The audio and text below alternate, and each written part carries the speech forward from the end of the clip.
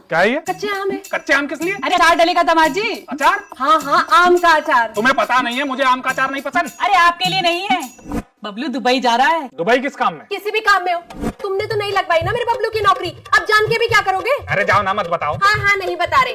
अच्छा, अगर तुमने ये अखबार पढ़ लिया हो तो जाओ जाके आम कटवाओ। अरे पागल हो गई है, दामाद जी जाएंगे आम कटवाने। और भूलो मत, मैं एक ग्राम विकास अधिकारी हूँ, 55,000 कमाता हूँ, टाटा सुमो से चलता हूँ, दफ्तर में लोग थर-थर कांपते हैं मुझसे। तो क्या करूँ फिर? है 5 किलो आम लादे लादे घूम रही थी पूरे बाजार में, 3 बार कॉल किया तुम्हें, उठाया क्यों नहीं? क्योंकि मुझे पता था किसी फालतू काम के लिए कर रही होगी तुम फोन। छोड़ो, आप लोग लड़ने लग जाते हो, अब मैं कर लूंगी ये सारे काम। नहीं मम्मी, तुम क्यों जाओगी? मैं अभी रिंकी को फोन कर देती हूँ, वो आके काट जाएगी। जब किसी को अपने पैसे नहीं बचाने तो अकेले मैं क्यों मरूं? तेल मसाला इसका सब ले लिया है। पैसे पूछ रहा हूँ। किस चीज के पैसे? अरे इसकी लागत कौन देगा, ये जो आम का अचार डलने वाला है? जब उनका बेटा दुबई जा रहा है तो पैसे भी उन्हीं की जेब से ढीले होंगे ना। वो तो हमारे यहाँ बंदरों का आतंक फैला हुआ है, नहीं तो मैं अपने वहीं डाल लेती अचार। मतलब जब ये अचार बन बुन के पैक हो जाएगा तब जाएगा यहाँ से? तो इसमें दिक्कत ही क्या है? वैसे तो तुम्हारी कमर दर्द होती है जब छत पे चढ़ने की बारी आती है, अभी अचार सुखाने बार बार ऊपर नीचे कर लोगे तुम? तो तुम्हें किसने कहा कि मैं छत पे चढ़ूंगी? तो अरे आप ऑफिस जाते टाइम छत पे रख जाना और वापस आके उतार देना। एक ग्राम विकास अधिकारी कभी अचार नहीं सुखाता। अरे तो तुम्हें कौन कह रहा है वहाँ बैठ के ड्यूटी देने को?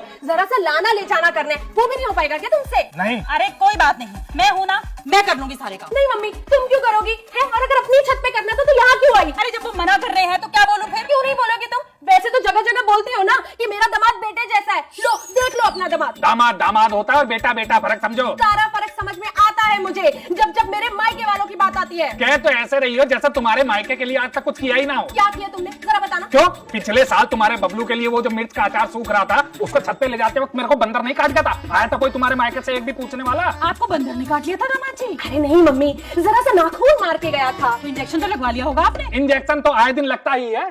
क्या क्या कर रही हो? मतलब क्या है तुम्हारा? सारी कमियां मुझ में है? नहीं नहीं, तुम तो दूध की दूली हो, सारी कमी तो मेरे अंदर है ना। बात तो सही है। क्या सही बात है?